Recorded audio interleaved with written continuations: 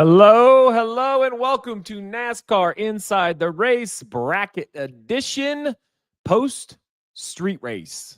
Third race was the charm for Chicago. We headed up to the streets of Chicago, Grant Park. It was spectacular. The rain held off, and SVG once again stretched his legs and dominated an impressive drive for SVG. But I'm going to tell you what else happened up there.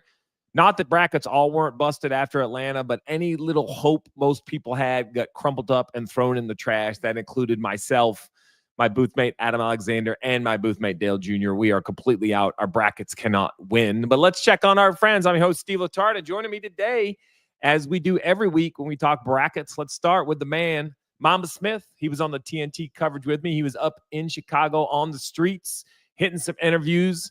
Mamba, just jump right into it. I heard a little rumor. There are 8 drivers left, the Elite 8.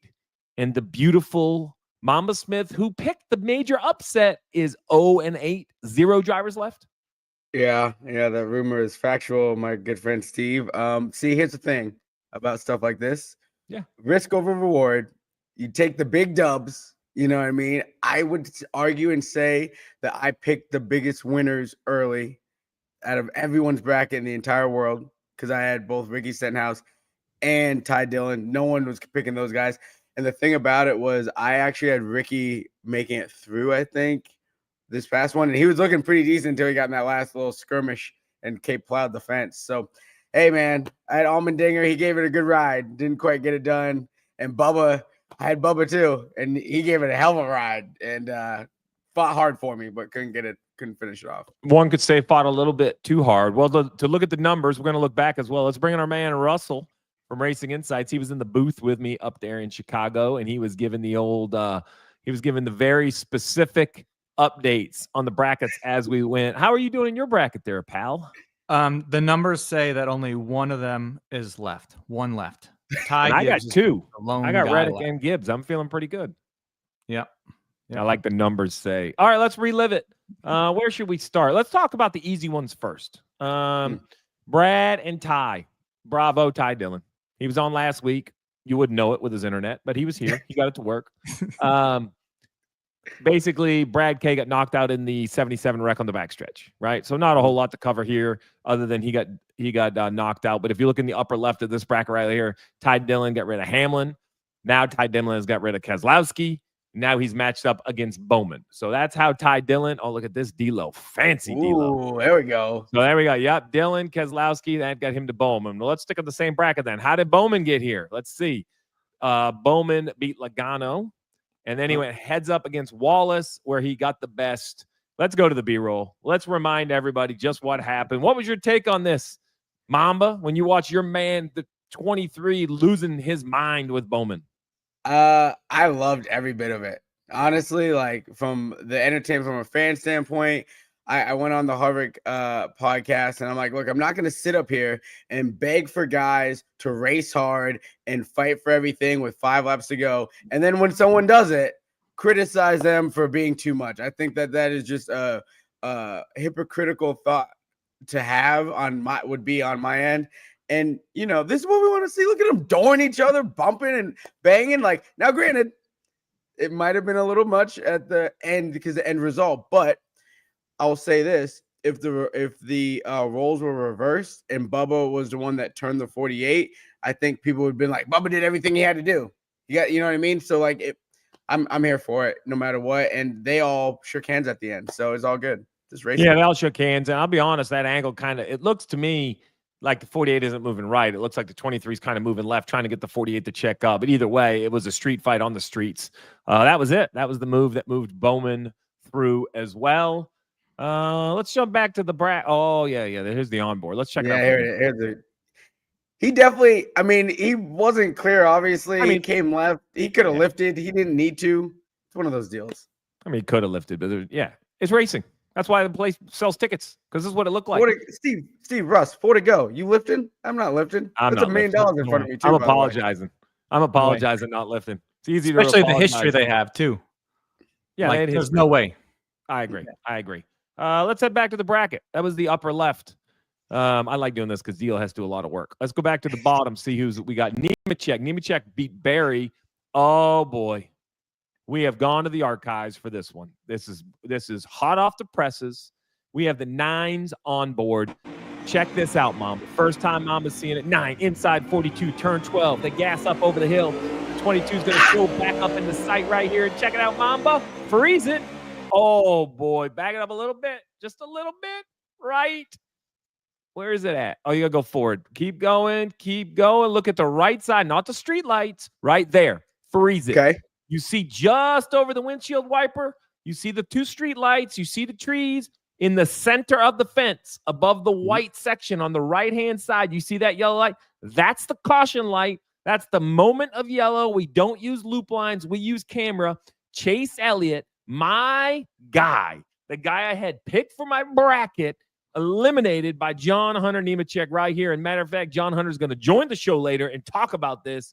Mama, this is nuts.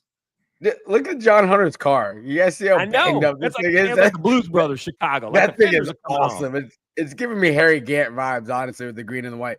I love it for Legacy, right? Russ, we got 2. This is the first teammates that will be going up against each other with Legacy. It's Erik Jones. It's Hunter. The thing that I hate is that they're going to lose one team, right? Yeah. No matter what. But the thing that I love is no matter what, they get one into the semifinals. And I think that's for this group, that's huge. It's just a testament to them turning around their whole program with both cars, both drivers grinding it out. No one really would have picked Hunter over Chase Elliott. I thought that it was a possibility. Hunter, he's been good on the road course this year. He's been on a heater. So great, bravo to them guys. But Nemechek dominated this. It wasn't like this was a surprise last lap thing. Like he was there the whole day. Basically the whole day he was ahead of him. Actually, so maybe I should flip it. Good job, Chase Elliott, making it that close because Nemechek had him closed out most of the day. That's a great way to look at it. Here's the comparison. You like this. Now, you say that Hunter had him closed out all day, but the belief was still that Chase Elliott had a chance. So you can look at that, but if you also look at the running position graph, like Nemechek was ahead of him the whole first stage, and then the second stage when they had all different pitch strategy. Okay. Then you look at that. That's when that flipped. That's why that percentage changed. But then you go back to the final stage, and that light color green there is Nemechek. He was ahead of him the whole last stage. And let's remember, Steve, a big reason as to why that was is because Chase got some damage in qualifying, right? And so they had to go to the back. So it started for JH out in front by almost, 20 spots, it looks like. So that's a huge advantage to start the race, you know? Well, it was a good match. Good match. Back to the brackets, Jones and Stenhouse. I don't think we need any highlights for this one, simply enough. Jones was in a little bit of the wreck. I thought Stenhouse was going to be fine. Jones was a lap down at times. And then Stenhouse gets in a wreck, tears the corner off the car. That was it. Day over. That eliminated Stenhouse. That eliminated our man Mamba's pick. Let's go to the other side of the bracket because I want to look ahead. I know looking back's fun, but I want to look ahead as well. This is the one I still have hope in it. It was Gregson and Preece. I don't have Preece. I got the bottom half. I have Reddick, but it's Preece who advanced. Noah broke a toe link. Lap 50 went 7 laps down. That was the end of it. And then on the bottom half of this, the Reddick Hocevar one was over early because Hocevar was in the big wreck on the backstretch. So that allowed Reddick to continue. The battle, I think, of all battles, at least for fast cars up front, was the Dinger-Gibbs battle. Nobody was surprised. They were in the top 10, trading haymakers. In the end, it was Gibbs. Gibbs just had both top 5. I like we have both, to be honest, guys. I like we have guys wrecking their stuff in the back, and I like top 5 haymakers. Gibbs, Allmendinger, and then here we go. Look at this one. This one's neck and neck, and then Gibbs kind of takes control at the end, right, Russ? That's what we're seeing here. Yeah, but D'Lo, I'm going to make you do this. Go to the running position again. Look at how close this is. This is incredible right here. Take the other one. Get all the right cars picked up. Hold on. Yeah. Lose the 42 and the 9, D'Lo. D'Lo is clicking and moving. Look at D'Lo. He's got hold on. He must be double mousing. Russ sees this too much, so just hold on. We should have done this the last time. First is the top of the graph. 40th is the bottom of the graph. Lap 1 is the left side. Going to the right, which is the end of the race. You see the green and white checkered verticals. That's the end of the stages. The shaded yellow areas are cautions. The P's are for pit stops. The point is they mirror each other. They saw each other. They were what? No more than, what are they about right there? How many spots apart are they right there? I mean, not Three? many. Yeah, Three. three. That's it. How far And apart look- were they? 3 spots was the biggest they were apart basically all day long. Yeah, look at their strategies are exactly the same. So love that. that's where, do you think they were just playing for the win, Stevie? Was this a winning strategy? I think or they were were both trying to win the race. That's Yeah. the winning strategy, which I love, So right? that's kind of what I've said about the bracket the whole time. It's like, even if you're not locked into it, right? A lot of these teams have to win. So the winning strategy is going to be the same as winning the bracket. And so then you look at it, and like, I do think that if Ty and AJ would have been nose to tail in the last 5 laps, kind of like Bubba and Bowman were, you might have saw some sparks and fire going on. Because AJ's going, I mean, he's going for the win, but like at that point, SVG, right, kind of had it in hand. So now it's like, oh, I can advance on this $1 million bonus. Like, let's try to do that. So I love it. And just to clean it up, Zane Smith eliminates Chris Buescher. Chris Buescher, it was an engine issue. listen, That's Yeah, but this was that one's interesting. funny. Can we look at that one though? Look at how interesting this was. What do you want to look at? I love this one. I love this one. Yeah, I love this one. Can you go to the head-to-head on this one? Because remember, Dale was following this one very Why don't we? Oh, there right it is. there. Like, So so, look at this. look Is a perfect one. So you look at this: blue engine issue. Zane Smith, dang near 100%. Then Chris Buescher gets back in the lead lap, starts making some stuff happen, and then at the end, it's a heavy Zane in the final stage. Yeah, this one had Dale. This right here sweating. is Dale Jr.'s emotion. Yes. This was the booth. It was yes, no, yes. And then he said, and I quote, "That 17 better come for tires because they get their engine fixed. You better come for tires." And they didn't come. And I have to say this live. I'm like, Crew Chief Jr. was right. Man wins one Pocono. My man is a damn crew chief and machine. Yeah. I did love that one just because of Dale. Dale was so, I mean, you guys know because we've been in the meetings together. Dale was so locked in on Buescher winning this thing. Like he was more confident in Buescher winning the whole thing than I was in Ty Dillon beating Denny Hamlin. And I was 100% on that. It actually, and this was what we thought was a dead matchup in stage 1. And then all of a sudden it turned into an absolute heater at the end. And you see the different pits. That's where Dale, when right here, Yep. That's when the Zane takes tires, and that's when he moves forward. That's when Dale wanted Buescher to take tires. So, all right, Jason here thinks Bowman will win it all. Let's look ahead. That's how it happened. Now let's talk about where we're going. I'm going to save the legacy on legacy battle to the end because we have John Hunter coming. So let's start with the other ones, Russ. Let's pick a battle. I don't care which one. Whichever one, D'Lo, you were ready to talk about. Let's talk about Dylan Bowman. Yeah, top left. Dylan Bowman. Oh, how about odds? We got odds? I mean, that favorite's got to be Bowman, right? He's green everywhere. Yeah. Boy. Hey, I'm going to tell you, we haven't run the numbers yet, but if you're a listener, I would love to know if you bet $1 on every long shot in every matchup, how you would have been done. Actually, my man Russell has a special department that calculates these sort of things. They go back in time and they look at real finite details. So we're going to have Russell run this through his department, who's going to come up with an answer for next week if you would have bet every long shot. So once again, Ty Dillon's a long shot. The numbers, just if this is the first time watching, thank you very much. Russ, take them through the numbers line by line. What's the first top number? Well, green is good, red is bad, right here. So the first one is Next Gen Era since 2022. They've been in 90 races together, and Bowman's beat him 60 of the 90. And then you go to the next one, it's Season, and we've had Season's a little closer. Season, like it was half, right? Season's a little closer. Yep. And then we go road courses in the next gen car. And this is the bad one for Ty Dillon, 13-1. And that one was the Chicago street course where Bowman finished last and Ty Dillon beat him by finishing 35th. So, and then Sonoma, which is, we didn't even talk about where we're going. We'll go to the hills of Sonoma, back-to-back road course races. Sorry, I probably should have started with that. That's a host issue. You can blame the host. Yeah. I like that. Yeah. So it's 2-0 there. So, the numbers obviously said that everybody was going to beat Ty Dillon each week. So, I don't. Mama, is it as easy as this? If you want any number, it's Bowman.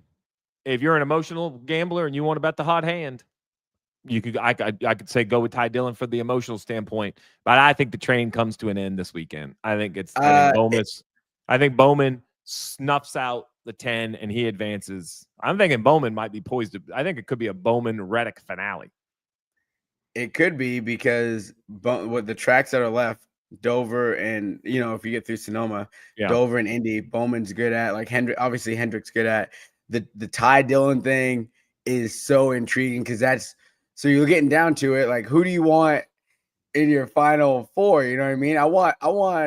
I think a Ty Dillon in there against a legacy car, and give me Zane Smith. Like, give me as many underdogs in this thing as you can, and this thing just stays interesting, And this is interesting. Bowman is one of 2 remaining drivers to beat their opponent in all 3 road course races this season. Nemechek is the other. So the hot hand would also go to Bowman when it comes to road course racing. All right. He's all right, good. Dylan Bowman. He's good on road course. All right. Elite 8, which means we have 4 matchups. What's the next? Top. Yeah, there you go. Oh, this is an interesting one. What do the odds say? I would say Gibbs got to be the favorite, but I think it should be very close. Whoa. Okay. So I think the odds are wrong. Here's why I say it. Let me just say it.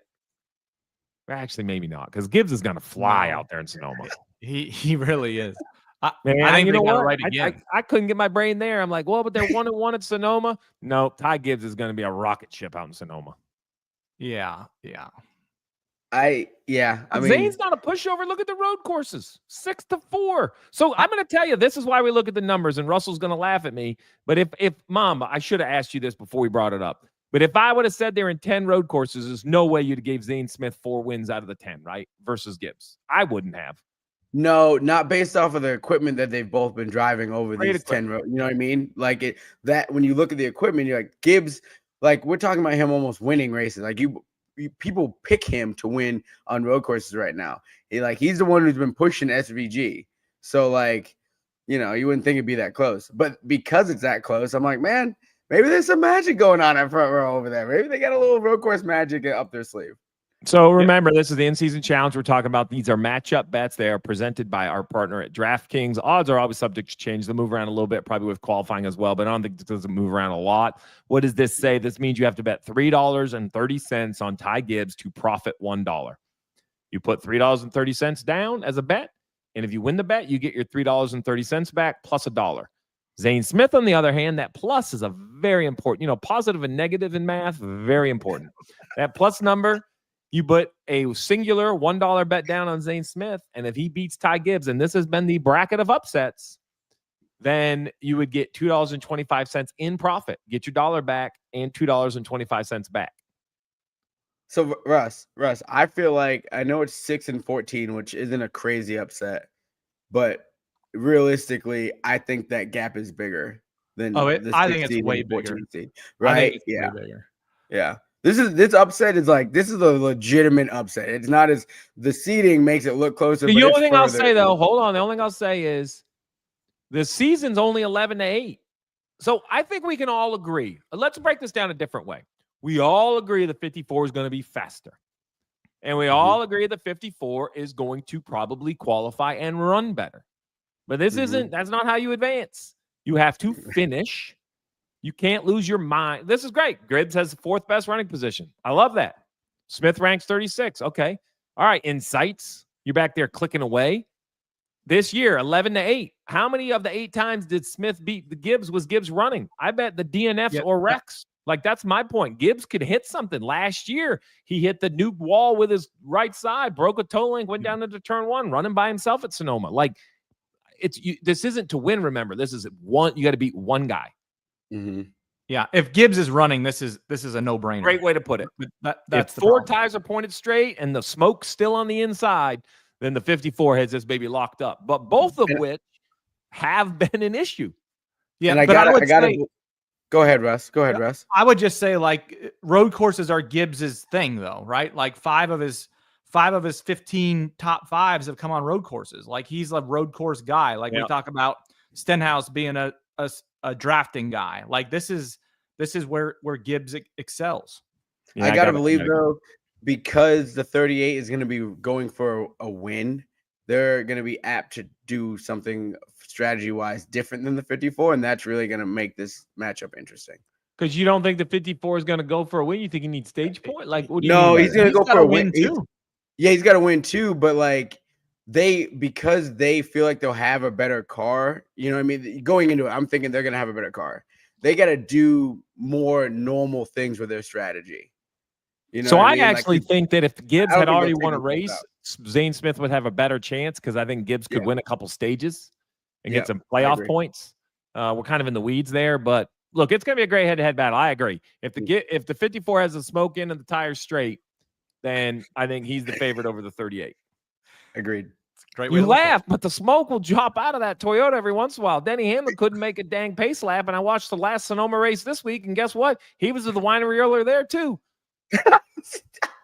With I mean, it was like lap 3 or 5. It was so much so. What did I text you, Russ? You can put it right on here. It was lap 3, yeah.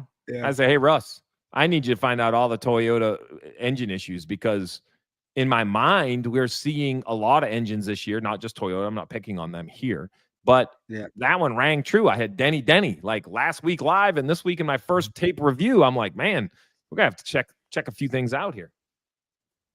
All right, we're holding the legacy to legacy bracket because John Hunter Nemechek is expected to join. I hope he does. Let's see, what's the other bracket we got? Preece Reddick, right? Preece Reddick. Oh, wait a minute. We're going to put this one on. We're just going to put this one on the shelf. I think we got John Hunter Nemechek. Are you ready to bring him in there, John? You make sure. We had a little backstage check this week after we had a little internet issue with our man Ty Dillon. All right, we're losing. Let's see. Here. JHS, man, how's your up? internet? Your internet is good. You're going to have to talk to that driver more. Ty Dillon, his internet was not good. That's not good. Well, I would hope the internet would be good here at TRD here in Salisbury. So, man, I hope TRD wasn't listening. I was just questioning some of their engines. So I know why you got to talk about my manufacturer like that, Steve. Hey, man, you know why? Because I spit truth, John. I hate to be this way, Yeah. but like a lot of people, a lot comes out of my mouth. Most of it factual. I hear you. Hey, Mamba, man, listen, you like the new pendant? Hold on, you like the new pendant? It's my toe link from turn 11 with 11 to go. The guys gave it to me as a present today in the shop, so we're rocking it on the chain. Whoa, wait. So that was, did they change it or you did finish with it? I finished with it. I ran the last 11 laps with that toe link on the right front. So that toe link right there, hold it up sideways for the camera to see. Let's show them all. Yeah, so this toe link right here. Toe link around a chain. Yeah. Yeah. All right, well then. I've been wearing it all day. Now you were in the car. But we just showed the fans for the first time. D-Lo, bring up the video again. This is you battling with your man, Chase Elliott. You're into 11. This is coming to the yellow. I know you've seen this before. We're going to crest this hill, and the yellow's going to come out, and you're ahead of him. That's you eliminating Chase Elliott from the bracket. Hey, and I called my shot on pre-race, Steve. Yeah, we called our shot. I said all the fans were going to hate us after we beat Chase Elliott today, the most popular driver, and guess what we did? We beat him. You did. You beat him, and we looked at running position, and I'm going to tell you that Chase started in the back, but Chase, I know that he hasn't won in a next gen car on the road course, but his prowess at the road courses is still impressive. His numbers are impressive. But this isn't just the toe link, and here's I guess what I'm trying to say. I don't want to cloud the performance you had with all the stories because Mamba, this 42 has been up front a lot recently and was up front most of the day, even beaten, battered, and torn up. See, my boy's been getting it done. OJ, look at OJ. He's here to play. Look, he's been up in the Cup Series before, had to go back down. He said, I'm not leaving this time. I feel like all season, JH, you guys have been pretty solid. From the start, from the get-go, road courses, mile and a half, all of it you guys have built, and now you got both. You're going up against your teammate. You're going up against Erik. So what's it like at the shop? Like, is everyone still working together, or is it like 42 over here, 43 over here? No, everyone's still working together. Erik and I are actually here at the simulator together today, running laps together and things of that sort. We're still going to the racetrack the way that we have been, with the same procedure and processes that we have between the two teams since after Easter break. So it's a friendly rivalry, right? I think from the shop dynamic, it's really neat to have both legacy cars in one bracket and knowing that one is going to advance after this week as well. Hopefully it's us. class. Hopefully we go and beat the 43. I've only been to Sonoma once in a Cup car, and from Denny blowing up last year, we got into the oil and wreck, so I don't have a lot of experience here in this Cup car.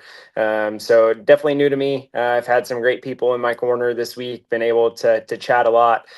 Been leaning on Jack Hawksworth a lot, one of the Lexus IMSA guys, and been kind of picking his brain and things of that sort. So I'm excited for this weekend. I'm excited for Sonoma. I feel like our road course program continues to get better each and every road course that we go to. And Steve, your boy Travis Mack and I are gelling. It's been really good. Our communication has been really good. Our personalities fit really well. We hold each other very accountable, which is great at times and not so great at other times. But we love to laugh. We love to continue to push each other and strive for excellence. He calls the race out of pure fear, Mamba, because Travis knows if he fumbles the ball, I am going to be like, ISO the 42. What is Travis thinking right here? I'm going to make a point of it. Take a quick camera down there, shoot him on the pit box. He knows better. So Travis is great. Always fun. He's one of my go-to in the garages, right? Just making sure I'm covering it the way it should be covered. Hey, take us behind the door legacy. When we see it get better and we see it get faster for the fan at home, and really for me, is it simply just better driving cars, or do they drive the same? They're just faster. I know that sounds dumb, but you know what I mean? Like sometimes you go out there and go, man, it felt pretty good. Yeah, that's not going to get it. And other times you go out there and you're like, well, it didn't feel very good. Well, that was really fast, right? From behind the wheel, is the car more comfortable or just more capable?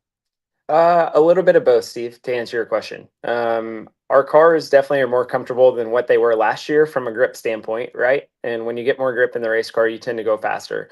So from my perspective, they drive very similar to the way that they drove last year. Erik and I can push the car a little bit harder, and they have more grip, they have more speed.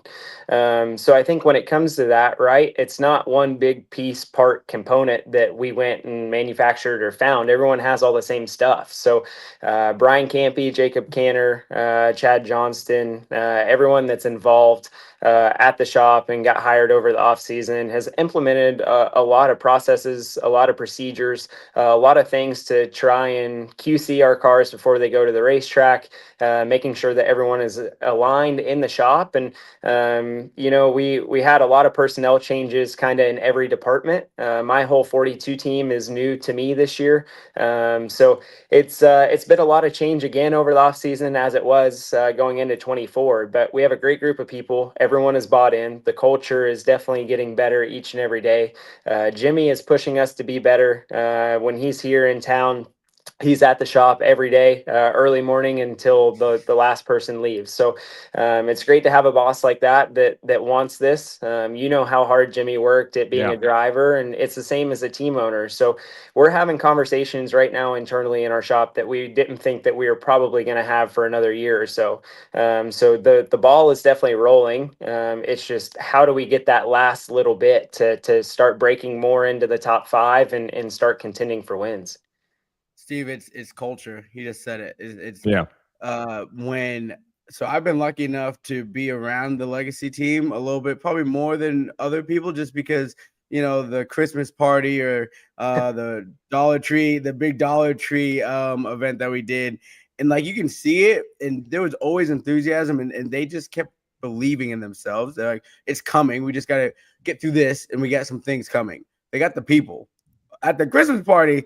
Vibes were high, JH, at the Christmas party over the off season, and now I know why. T-Mac was up in there. I didn't know Chad was there, and then all of a sudden, I'm like, oh man, there's some hitters in there making some decisions now.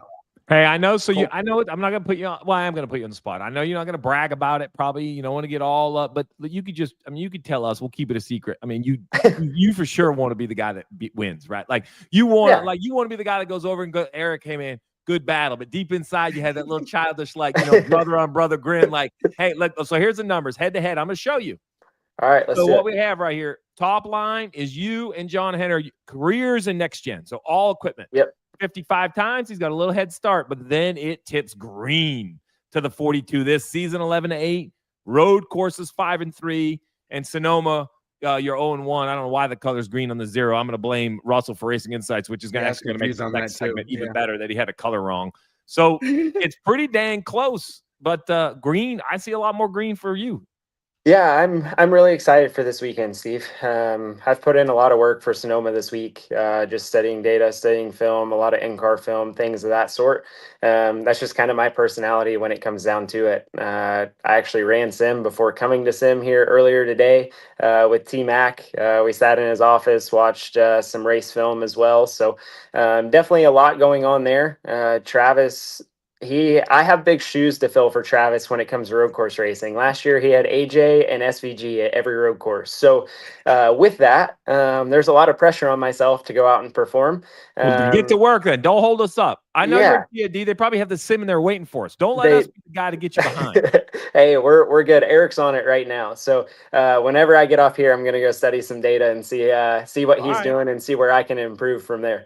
We're going to get him a T-shirt, Mamba. If he wins this week, it's going to be a bracket with all the things and a Sharpie through all the drivers he's eliminated and just keep moving his name forward. Hey, if you do that, I will wear it at Dover. All right. Yep. There we Deal. go. There we go. Locked in. NASCAR Inside the Race T-shirt with a little bracket, little John Hunter. We can put all the sponsors on the back. We'll make it even up. John, I appreciate your name. John Hunter, thanks for joining us. Tell Travis to get to work.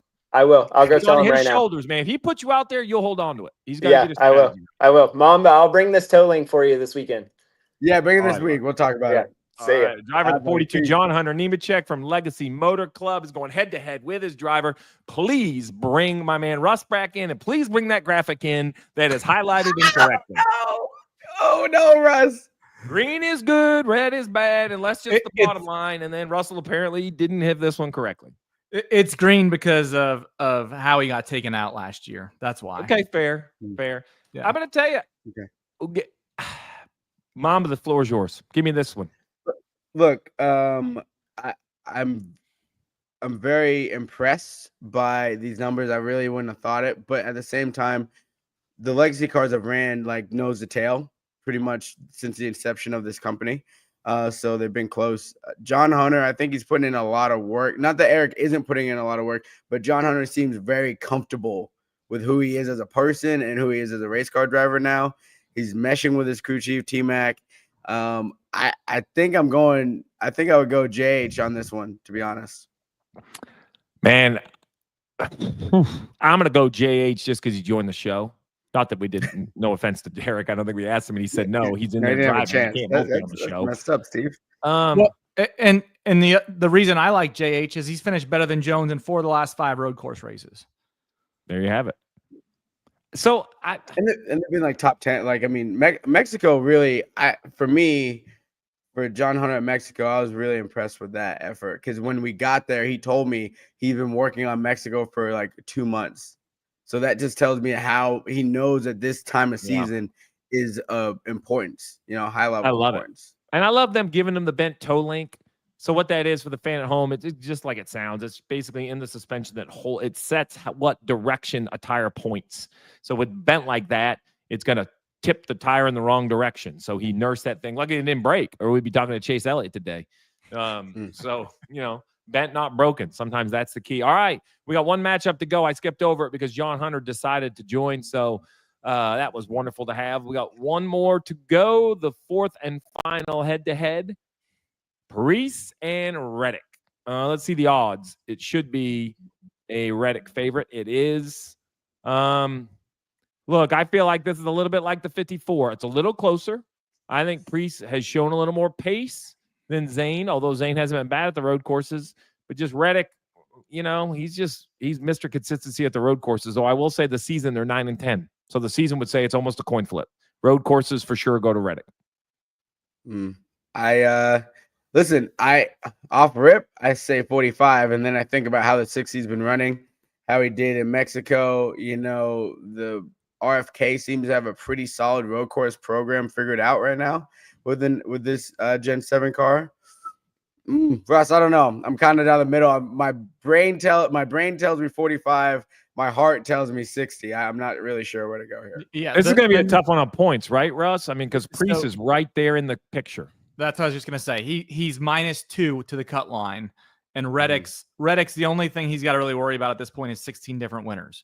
So Preece what could does that easily mean? So real quick, I don't think Preece. How about this? If Preece could win, if he goes out there and sets up the pole that has winning speed, that's different. I think I think if Preece brings the best car they can bring, and this is nothing against Preece, SVG is going to be so stout. Ty Gibbs, like I don't think Preece is a poor road course racer. I just think he is under maybe 4 or 5 elite road course racers. So for that reason, if I am on top of the pit box for Preece, I'm looking at a 40-point, 45-point day.